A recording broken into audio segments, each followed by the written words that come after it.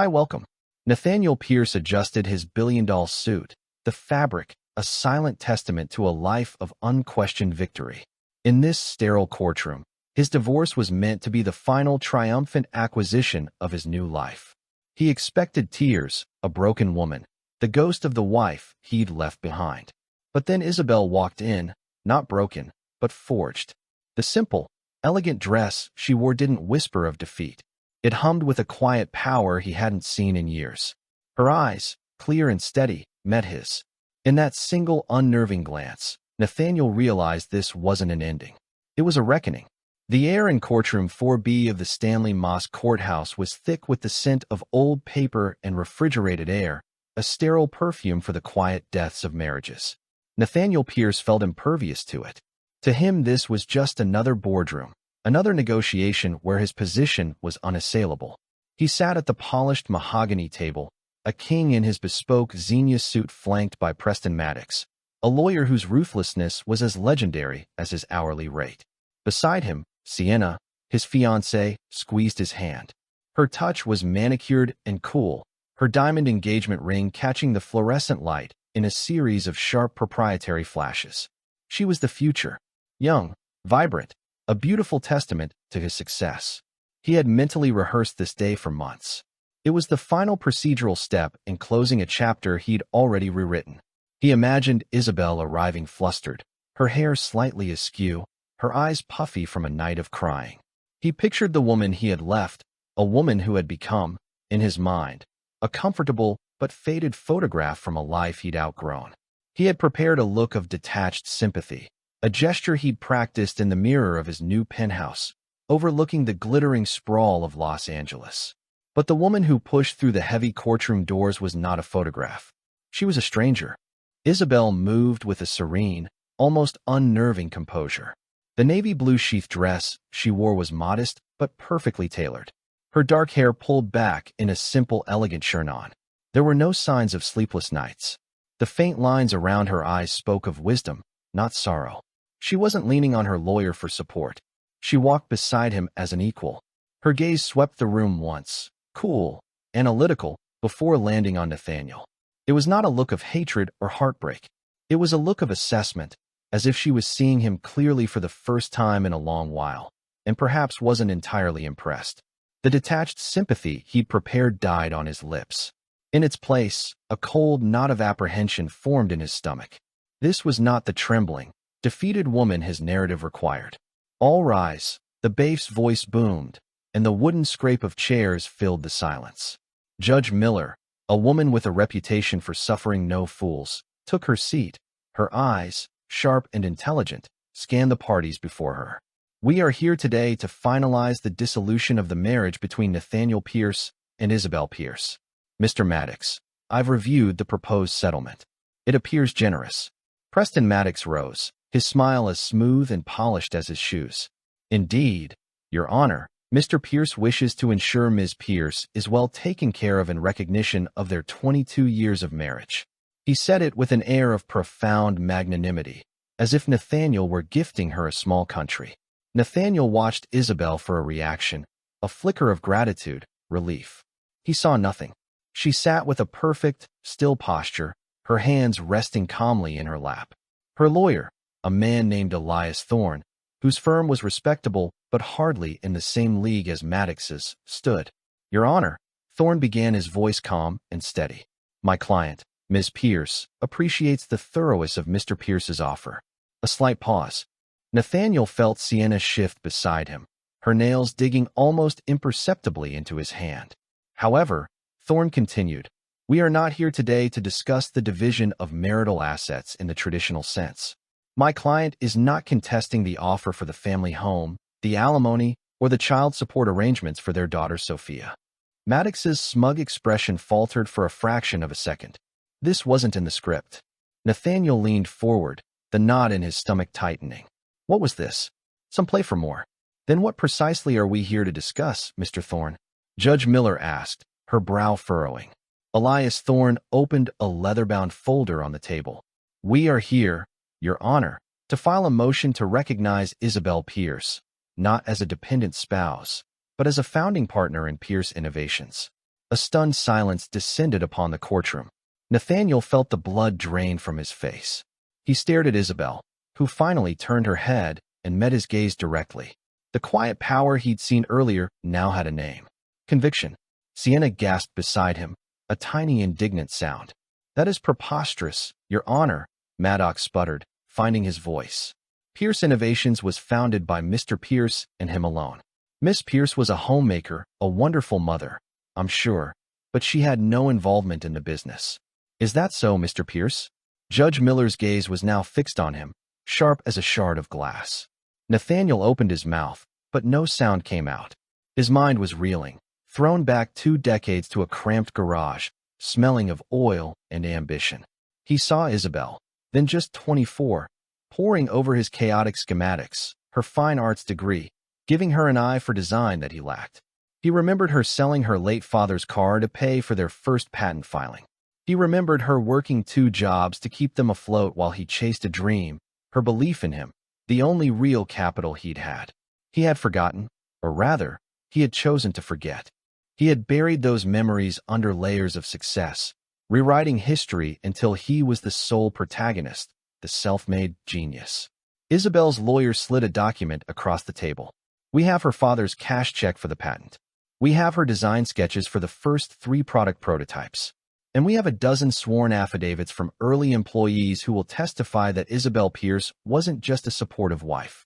She was the architect of the company's entire user interface philosophy." Each word was a hammer blow, dismantling the facade of his life. He looked at Sienna, her face a mask of confusion and fury, her diamond ring suddenly looking gaudy and cheap. He looked at Isabel, her expression not triumphant but resolute. She wasn't there to ruin him. She was there for the truth.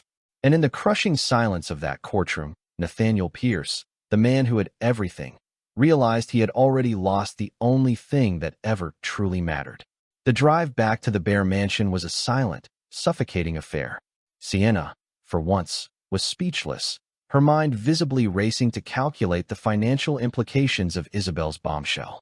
The shock had curdled into a venomous anger that radiated off her in waves. Nathaniel stared out the tinted window of the Bentley, the palm tree-lean streets of Los Angeles blurring into an indifferent green smear. The house, when they arrived, felt less like a home and more like a moor slum. It was a monument to his success. A sprawling structure of glass, steel, and white marble that Sienna had meticulously designed with the help of an architect who spoke more about negative space than comfort. Every surface was polished to a mirror shine. Every piece of furniture, a minimalist work of art that was terrifying to actually sit on. There were no fingerprints on the glass, no clutter on the counters, no life. "I cannot believe her nerve." Sienna finally spat, slamming her ridiculously expensive purse onto a marble console table. The sound echoed in the cavernous foyer. "A founding partner after all you've given her. She's a greedy, bitter woman. Nathaniel Preston will crush this. This is an insult." Nathaniel walked past her, his footsteps unervingly loud on the marble floor. He went to the floor-to-ceiling window that overlooked an infinity pool, which in turn overlooked the city. It was the view he'd always wanted, the proof that he was on top of the world. Today it just looked lonely. "She sold her father's car," he said, his voice quiet, distant. "What?" Sienna snapped, following him. "What are you talking about?" "A 1968 Mustang. It was the only thing he left her," he continued, speaking more to the glass than to her. "She loved that car, but our patent application was due and we were $2,000 short, so she sold it. Didn't even hesitate." Sienna stared at him, her perfectly sculpted face a mixture of impatience and disbelief. "Nathaniel, that was 20 years ago. This is now. Are you seriously feeling sentimental? She is trying to steal millions of dollars from us." The word "us" hung in the air, feeling hollow and transactional. He turned to look at her.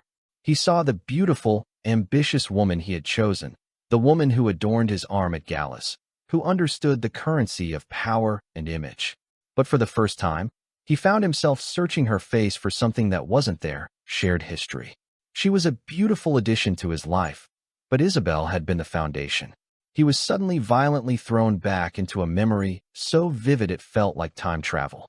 They were in the kitchen of their first home, a tiny rented bungalow in Pasadena that always smelled faintly of jasmine from the overgrown bush outside. He was 32 and Pierce Innovations had just landed its first major contract. He was terrified, ecstatic, and utterly exhausted. Leo, their son, was a toddler, banging a wooden spoon on a pot on the floor. And Sophia was a new warm weight in Isabel's arms.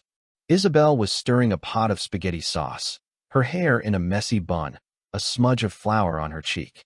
She was wearing an old paint-stained sweatshirt of his. She looked up and caught his eye, a slow, radiant smile spreading across her face. She didn't need to say a word. In that smile, he saw it all. I believe in you. We can do this. We are in this together.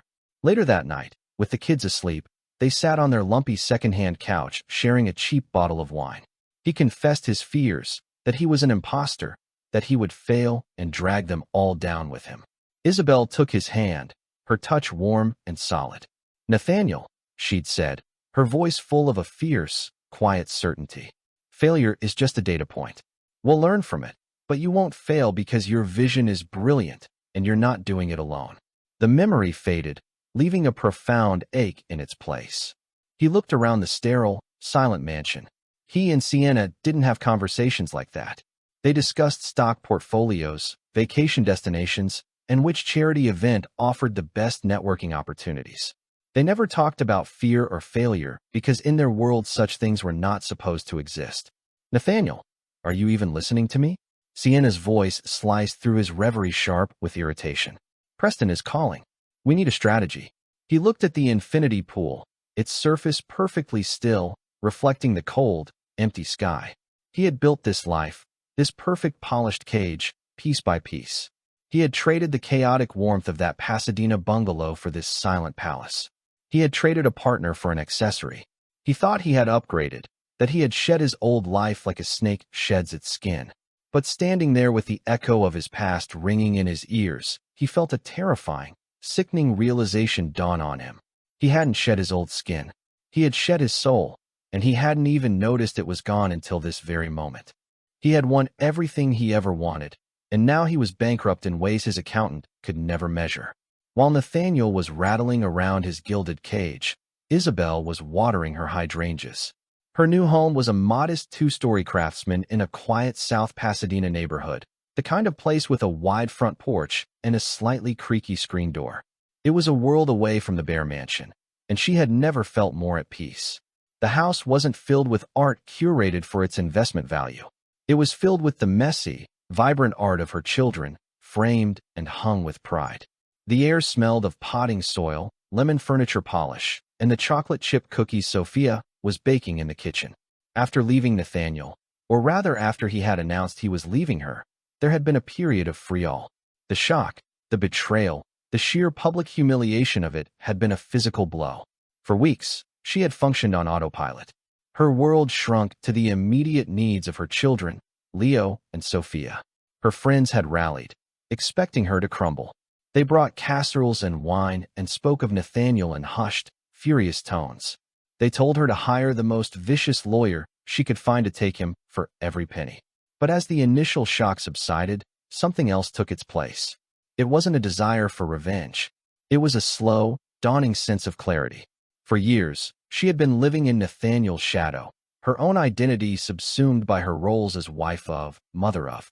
The mansion had begun to feel like a prison long before Sienna's arrival, a place where her own passions, her art, her love for design were treated as quaint little hobbies.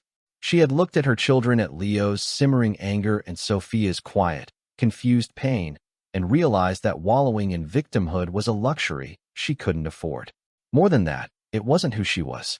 The same woman who had sold her father's car and sketched logos on diner napkins was still in there, buried under years of domesticity. She just had to find her again. So, she moved out of the mansion, refusing Nathaniel's offer to put her up in a sterile luxury condo.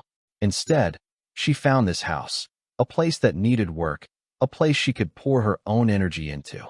She started a small landscape design business, channeling her artistic eye into creating beautiful, serene gardens for people. It started with a friend's backyard, then a neighbor, and soon through word of mouth, she had a waiting list.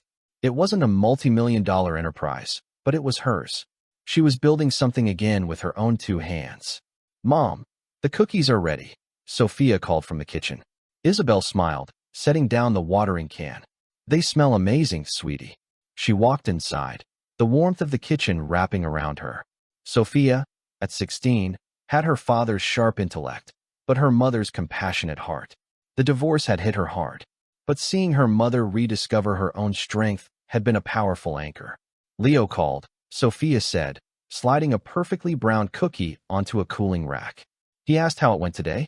Leo, her son, was 19, a sophomore at UCLA and fiercely protective. He had seen the truth of his father's affair long before Isabel had allowed herself to, and his anger at Nathaniel was a raw, open wound. It was interesting, Isabel said, choosing her words carefully. Did Dad look surprised? Sophia asked, her voice laced with a hint of satisfaction. Isabel thought of Nathaniel's face, the initial arrogance melting into stunned disbelief. Yes, she said simply. I think he was. She hadn't made the decision to file for her founding partnership lightly. It wasn't about the money, though she knew the value of what she was owed. It was about reclaiming her own history. For 2 decades, Nathaniel had told the story of Pierce Innovations, and with each retelling, her role had diminished until it vanished completely. He wasn't just erasing her from his future. He was erasing her from their shared past. Her children, she realized, were growing up hearing a myth, a story where their father was a solitary genius and their mother was a footnote. She couldn't let that stand. Not for her and not for them. Your grandfather would be proud. You know, Isabel said softly, looking at Sophia. He always said, the most important thing you can own is your own story.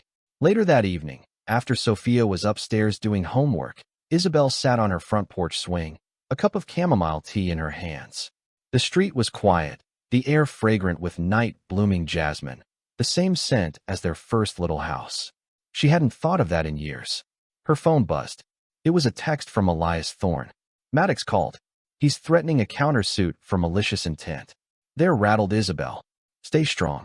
A year ago, a message like that would have sent her into a panic. Tonight, she just felt a calm resolve. She wasn't the frightened, dependent woman they thought she was. She was the woman who had helped build an empire out of a garage. She had faced down bankruptcy, exhaustion, and overwhelming odds. A belligerent lawyer in a $1,000 suit hardly seemed intimidating by comparison. She thought about Nathaniel, not with anger, but with a profound and weary sadness. He had gained the world, but had lost his compass. He was adrift in a sea of his own making, surrounded by shiny, empty things. She wasn't fighting him for revenge. In a strange way, she was fighting for him, too. She was fighting for the truth because only by confronting the real story of how he got to the top would he ever have a chance of finding the man he used to be. The man who had been her partner in every sense of the word. The motion Isabel filed sent a shockwave through Nathaniel's carefully constructed world. The story was leaked to the financial press. Not the messy details of the affair, but the far more compelling narrative of the brilliant ex-wife claiming her stake in a tech empire. The headlines were brutal. The ghost in the machine. Did Nathaniel Pierce erase his co-founder? Suddenly, Nathaniel wasn't just a divorcing CEO. He was a potential fraud.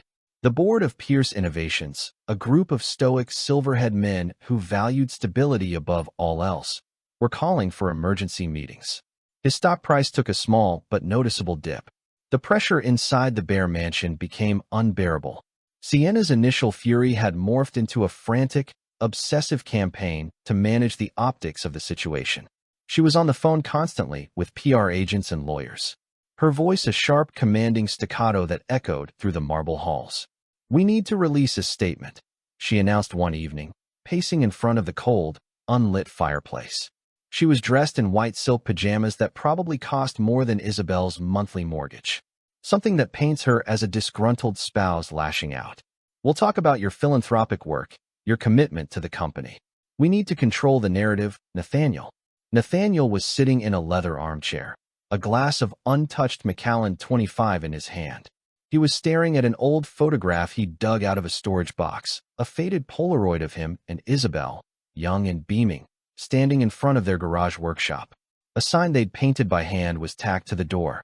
Pierce Innovations headquarters. There is no narrative, Sienna, he said, his voice tired. There's just the truth. The truth is what people believe, she retorted, her frustration boiling over. And right now, they're starting to believe her. This is affecting the company. This is affecting my future, our future. There it was again, the naked, unvarnished self-interest. He looked at her, truly looked at her, and saw the raw panic in her eyes. She wasn't panicking for him or for the integrity of his life's work. She was panicking because the gilded cage she had worked so hard to enter was under threat. The lifestyle, the status, the security. It was all tied to a number in a bank account. A number Isabel was now threatening to significantly reduce. When we first met, Nathaniel said slowly, the memory surfacing with painful clarity. You told me you were impressed by my drive, my vision. I still am, she said, her tone softening as she tried a different tactic. She came over and knelt by his chair, placing a hand on his knee. You're the most brilliant man I've ever met. No, he said, shaking his head.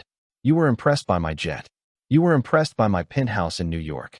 You were impressed by the fact I could shut down a Michelin star restaurant for a private dinner. You fell in love with the results, Sienna. You never had any interest in the process. She recoiled as if he'd slapped her. That's not fair. I love you. The words sounded hollow, rehearsed. Did she? Or did she love the idea of him, the power he wielded? He remembered the grueling early years with Isabel, the 100-hour work weeks, the ramen noodle dinners, the constant gnawing fear of failure. Isabel had been in the trenches with him. She had celebrated every tiny victory and cushioned every crushing blow. Sienna had arrived for the victory parade, champagne flute in hand. The breaking point came a few days later. Nathaniel was on a conference call with the board, a brutal affair where he was forced to defend his personal integrity. He was exhausted and demoralized. After he hung up, he walked into their master bedroom to find Sienna surrounded by swatches of fabric and design magazines. I'm thinking we should redo the Aspen house, she announced brightly, as if he hadn't just been professionally vivisected. This decor is so dated. I want something more modern. Clean lines. What do you think of this Italian marble? She held up a magazine, pointing to a bathroom that looked like a surgical suite. Nathaniel stared at her. The complete and utter disconnect from his reality was staggering. He was fighting for the soul of his company, for his reputation, and she was concerned with interior decorating. A dark, bitter laugh escaped his lips. What's so funny? She asked, her brow wrinkling. The Aspen house, he said, the words dripping with an irony she couldn't possibly comprehend. Isabel hated that house. She said it was ostentatious. She said we bought it to impress people we didn't even like. Well, she was wrong, Sienna said defensively. It's a statement property. No, Sienna, he said, the exhaustion in his voice replaced by a sudden chilling clarity. She was right. He walked over to the closet, a vast walk-in space larger than his first apartment. He pulled out a suitcase. What are you doing? Sienna asked, her voice rising in alarm. I'm going to a hotel, he said, throwing shirts and trousers into the bag with methodical precision. I need some space. I need to think. Think about what? How to fight her? No, Nathaniel said, pausing to look at her, the Polaroid from the garage flashing in his mind. I need to think about how to tell the truth. Panic flooded Sienna's face. This was a variable she hadn't accounted for. A Nathaniel who wasn't interested in fighting and winning at all costs. You can't be serious. You'll ruin everything. For what? Some misplaced guilt over a woman you left behind. I didn't just leave her behind, Sienna, he said, his voice dangerously quiet. I tried to erase her, and I'm just now beginning to understand the difference. He zipped the suitcase and walked out of the room, leaving her standing alone amidst her swatches and magazines, the silent queen of an empty, crumbling kingdom. The sterile quiet of the hotel suite was a welcome respite. For the first time in years, Nathaniel was surrounded by an absence of expectation. There were no board members to appease, no social calendars to manage, no Sienna trying to redecorate their life. There was only him and the crushing weight of his own choices. It was in this solitude that he realized the battle with Isabel over the company was a symptom of a much deeper disease. The real casualties of his war on the past were his children. He hadn't seen much of Leo and Sophia since the separation. He told himself it was because they were busy with their own lives, college, high school, friends. But the truth was he had kept his distance because their presence was a mirror reflecting a version of himself he didn't want to see. A failure as a father. His attempts at connection were clumsy and transactional. He'd send money, buy them expensive gifts they didn't ask for, and suggest outings to five-star restaurants where the silence between them was as thick and heavy as the velvet curtains. He decided to try again, not with a grand gesture, but with something simple. He called Sophia. "Hey, sweetie, it's Dad." The pause on the other end of the line was telling. "Hi. I was wondering, would you and Leo be free to get some pizza this weekend? That old place we used to go to in Larchmont." Sal's. Another pause. Sal's was their spot. It was cheap, loud, and had greasy red checkered tablecloths. It was where they went for birthdays and after soccer games. It was a place from the before.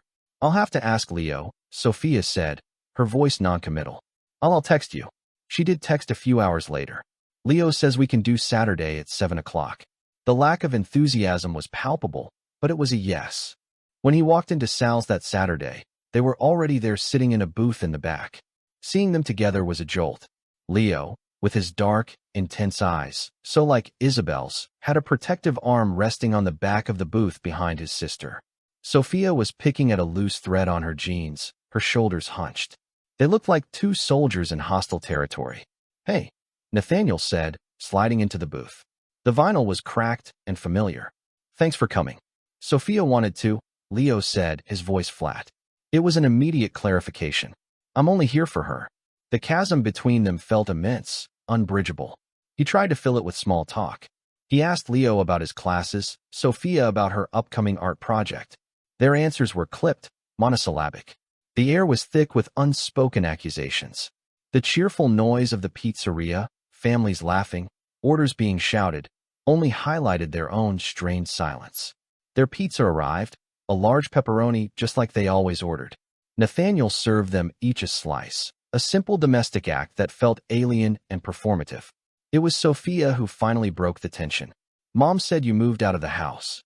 "Yeah," Nathaniel said, grateful for the opening. "I'm at a hotel for a bit. Just needed some quiet." "Quiet from what?" Leo challenged, his eyes narrowing. "Your fiancé getting on your nerves? Is it hard work managing the life you blew ours up for?" "Leo," Sophia whispered, placing a hand on his arm. "No, it's a fair question," Nathaniel said, looking at his son. He saw not just anger, but deep, profound hurt. "I made a mess of things." "I know that." "A mess?" Leo's laugh was harsh. "A mess is when you spill something. You detonated a bomb in the middle of our family and walked away with your new girlfriend while Mom had to pick through the rubble. You call that a mess?" Every word was true. Hearing it from his son was like swallowing glass. "What you're doing to Mom now with the company," Leo continued, his voice shaking with restrained fury. "She told us the truth about everything. How she helped you start it. You didn't just leave her. You tried to steal her whole life story.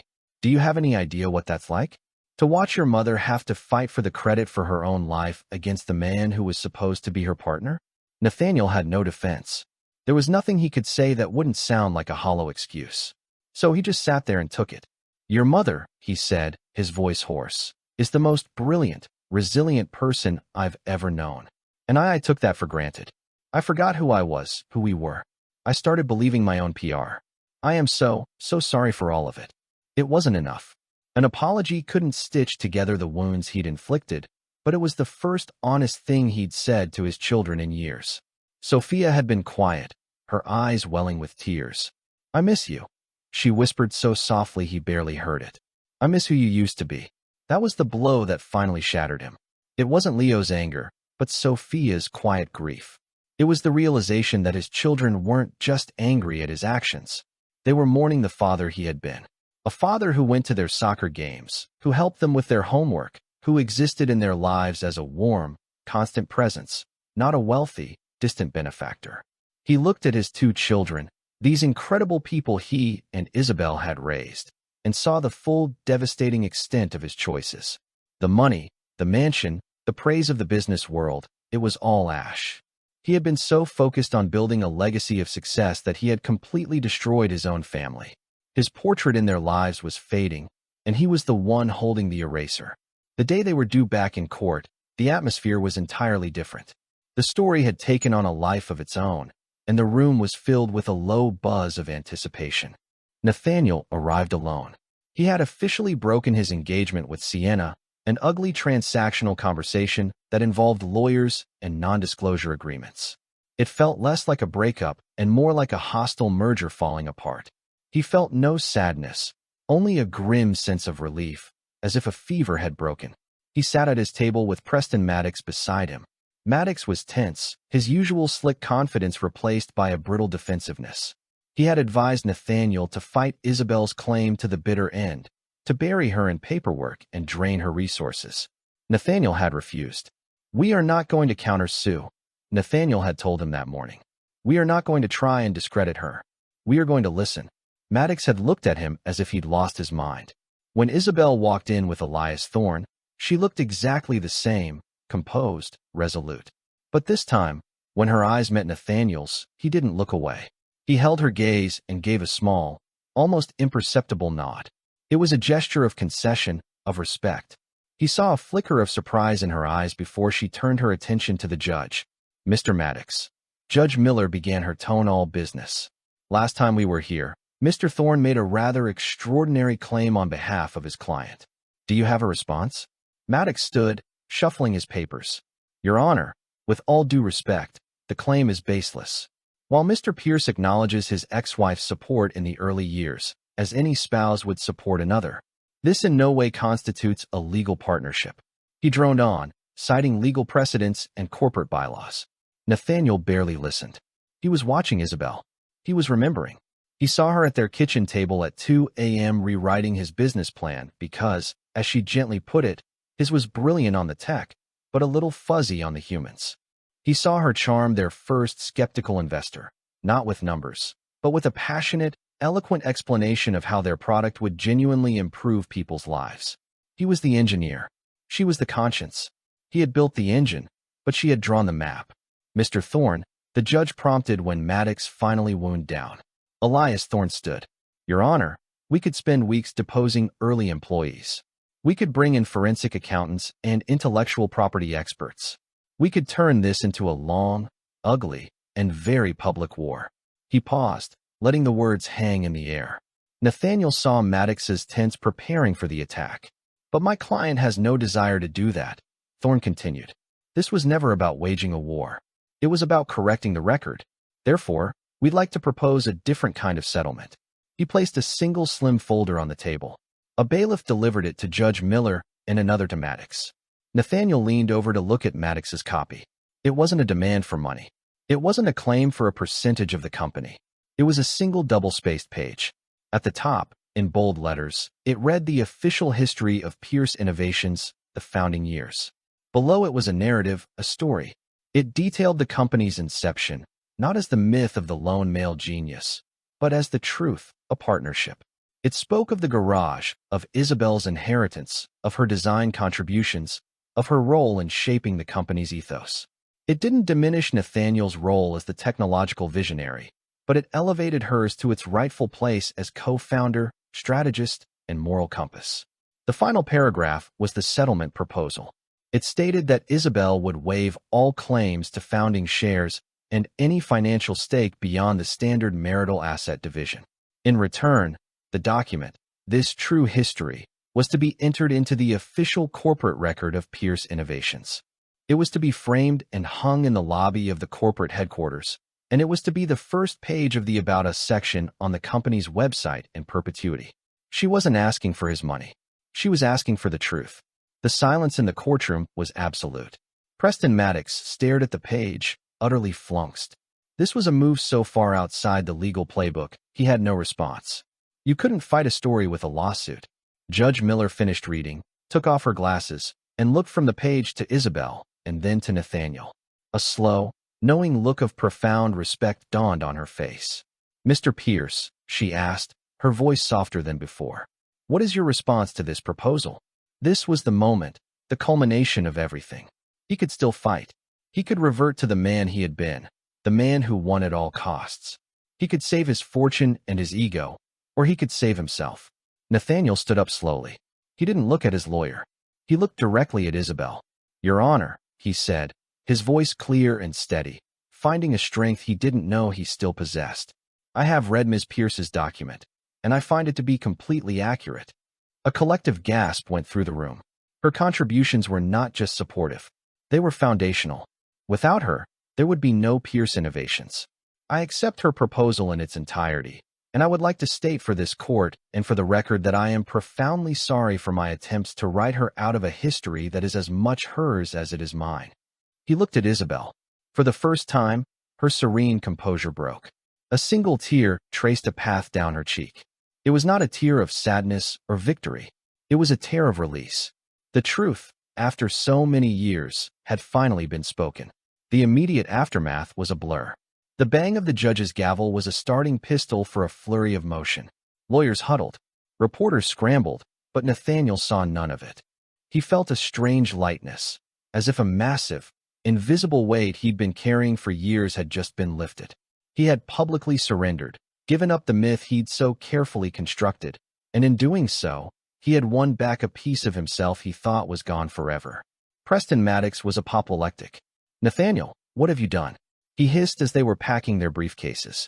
"You just handed her a public relations nuke. You've admitted on the record that the official story of your company was a lie." "No, Preston," Nathaniel said calmly, meeting his lawyer's furious gaze. "I just admitted the truth. There's a difference." He signed the last of the paperwork his lawyer thrust at him, his hand steady. He felt no regret. He saw Isabel and Elias Thorne across the room, quietly speaking with the court clerk. He knew he had to talk to her, not to negotiate or explain, but simply to finish. He walked over, his footsteps echoing his thumping heart. Thorne saw him coming, and with a nod to Isabel, discreetly stepped away. They stood facing each other in the now emptying courtroom. The silence between them was no longer fraught with tension, but filled with the weight of 24 years of shared history. The good, the bad, the beautiful, and the broken. "Thank you, Nathaniel," Isabel said, her voice quiet. It wasn't the triumphant thanks of a victor, but a simple, genuine acknowledgement. "Don't thank me," he said, his voice thick with emotion. "You shouldn't have had to do any of this. It was your story all along. I'm just sorry it took me this long to remember how to read it." He searched her face, looking for the anger and resentment that he deserved to see there, but it was gone. In its place was a deep, weary sadness and something else. A flicker of the old compassion, the empathy that he had mistaken for weakness for so long. "Why?" he asked, the question escaping him before he could stop it. "Why do it this way, Isabel? You could have taken me for millions. You could have crippled the company." She looked away for a moment toward the large windows that overlooked the city. "What would that have accomplished? Our children would see their father ruined and their mother become a bitter, wealthy woman. The company we built together would be tarnished. It would have all been for nothing. I didn't want to destroy our past, Nathaniel. I wanted to reclaim it." She turned back to him, her eyes clear and direct. "This was never about money. It was about our children. I wanted Leo and Sophia to know that the woman who raised them was not just somebody's wife. I wanted them to know that their mother helped build something important. I wanted them to know that a partnership, a real one, is about more than what's written on a stock certificate." Her words hit him with the force of a physical blow. In all his calculations, all his selfish justifications, he had never once considered that perspective. He had been so consumed with what he was gaining, while she had been fighting for what their children were losing. A history to be proud of. A raw, ragged sob broke from his chest. It was a sound of pure, undiluted grief for his marriage, for his family, for the man he had failed to be. The polished facade of Nathaniel Pierce, CEO, shattered completely, leaving only a broken, contrite man. He didn't try to hide it. He let her. He was saying it because he needed her to know that the illusion was over. He was done with the life he'd built on a foundation of lies. Isabel simply nodded, accepting the information without judgment. "What will you do now?" "I don't know," he admitted, and it was the most honest answer he'd given in a decade. "Try to be a father. Try to be a better man."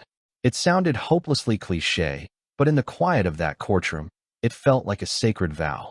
He knew he couldn't earn her forgiveness. Not really. That wasn't his to ask for.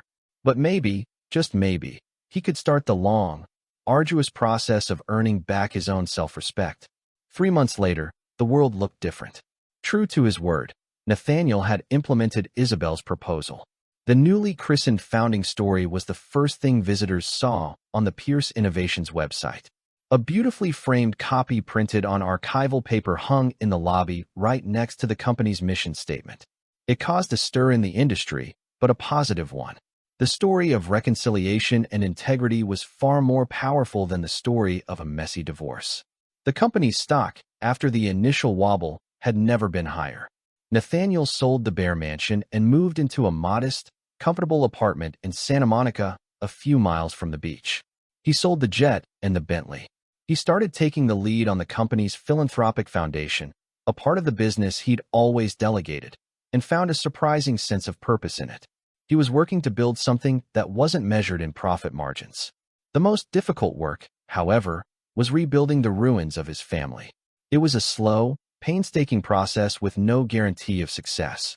He didn't try to buy his children's affection anymore. Instead, he showed up. He went to Sophia's art shows and Leo's university debates. He didn't sit in the front row. He stood quietly in the back, expecting nothing. He sent them texts, not to arrange meetings, but to say he was proud of them. The first breakthrough came unexpectedly.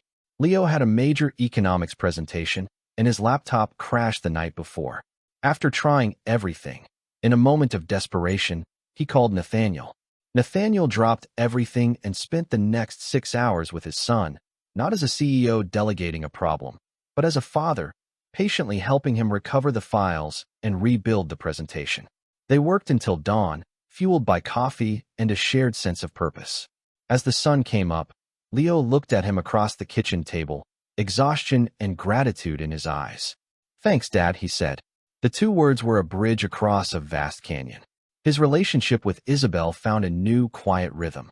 They weren't friends, not in the traditional sense. The scars were too deep for that. But they were partners in a new venture, co-parenting their children into adulthood. They spoke once a week discussing Sophia's college applications or Leo's summer internship plans. The conversations were polite, sometimes a little formal, but underpinned by a new hard-won respect. One Saturday afternoon, Nathaniel was at a local park watching Sophia play in a weekend soccer league. From across the field, he saw Isabel on the sidelines cheering. He had made a point of keeping his distance at these events, giving her space. But today, she walked over to him. "She's gotten so much better at her corner kicks," Isabel said, her eyes on their daughter. "She has your determination," Nathaniel replied, a small smile touching his lips. They stood in comfortable silence for a moment. Two parents watching their child, a shared past, and a separate future converging in the present moment. "Leo told me you helped him with his project," Isabel said, turning to look at him. "That was a good thing you did, Nathaniel." "It was the least I could do," he said. "No," she said, her gaze steady. "It wasn't. It was a start." A whistle blew and the game was over. Sophia's team had won. She ran over, sweaty and beaming, and hugged her mom. Then she turned and without hesitation gave Nathaniel a hug, too. It was the first time she had initiated any physical affection since the separation. He held his daughter overwhelmed and caught Isabel's eye over Sophia's shoulder. She gave him a small, almost imperceptible nod. It wasn't a promise of forgiveness, and it certainly wasn't a hint of reconciliation. It was an acknowledgement, a recognition that he was present, that he was trying, that the first stone of a new foundation had been laid.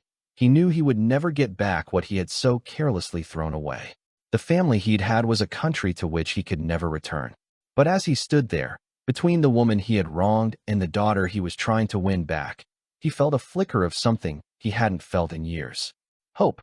The path to redemption was long and uncertain, but for the first time, he was finally walking in the right direction. This story is a powerful reminder that true wealth isn't measured by stock prices or square footage, but by the integrity of our relationships and the truth of our own stories. Nathaniel's journey from arrogant millionaire to repentant father shows that it's never too late to take accountability and begin the hard work of rebuilding. Isabel's quiet strength teaches us that power doesn't always roar. Sometimes it's found in the courage to demand the truth. What did you think of Isabel's final decision in court? Do you believe Nathaniel's redemption is real? Let us know your thoughts in the comments below. If this story moved you, please give it a thumbs up, share it with someone who might need to hear it, and subscribe for more emotional, true-to-life stories.